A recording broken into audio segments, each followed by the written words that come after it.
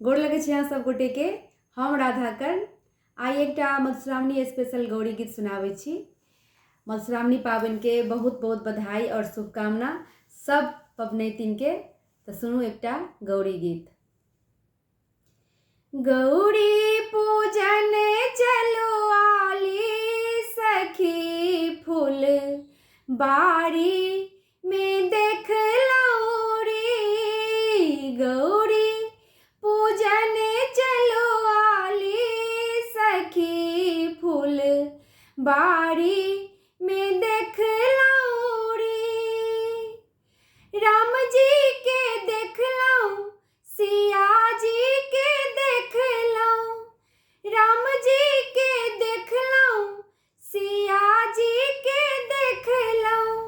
देख लऊं मैं दोनों के यारी सखी फूल बारी में देख लऊं री। देख लऊं मैं दोनों के यारी सखी फूल बारी में देख लऊं री। गौरी पूजन चलो आले सखी फूल बारी में देख लऊं री।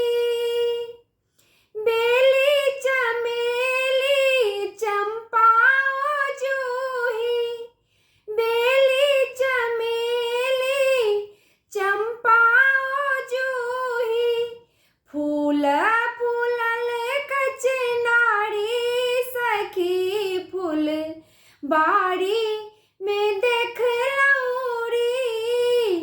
फूल फूलल कचनारी सखी फूल बारी में देख लऊं री। गौरी पूजन चलो आली सखी फूल बारी में देख लऊं री।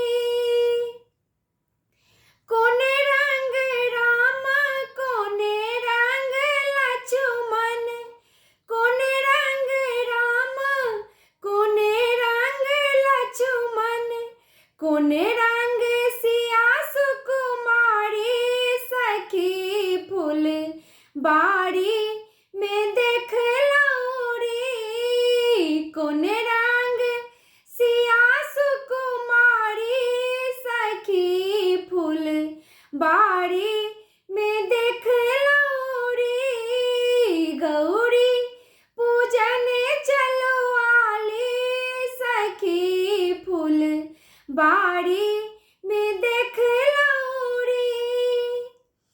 श्यामल रंग राम गोरे रंग लक्ष्मण, श्यामल रंग राम गोरे रंग लक्ष्मण, गोरे रंग सिया सुकुमारी सखी फूल बारी में देख लऊं री। गोरे रंग सिया सुकुमारी सखी फूल बारी में देख लऊं री। गौरी पूजन चलो आली सखी फूल बारी में देख लऊं री।